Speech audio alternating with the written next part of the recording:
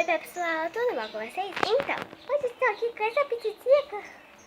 Pessoal, eu tô assim de biquíni porque eu estava nadando. Meu, sai. Olha isso, gente. Que coisa mais gostosa. Então, aqui ó.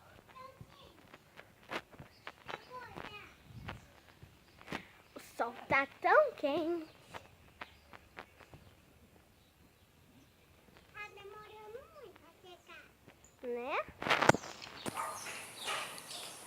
Pessoal, estou esperando o protetor secar. Ai, peraí. Delícia. Pode. Eba, pode entrar. Pode. Tá bom, daqui a pouco eu pulo, peraí.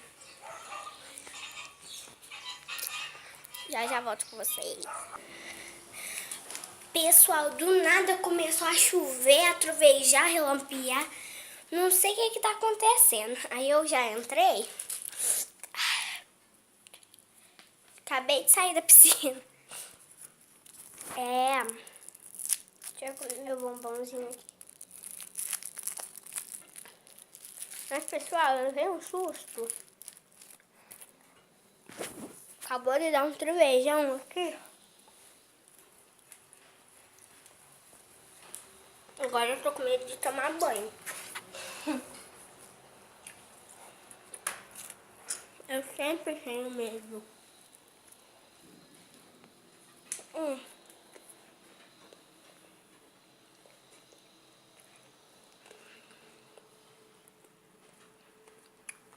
Olha o sol.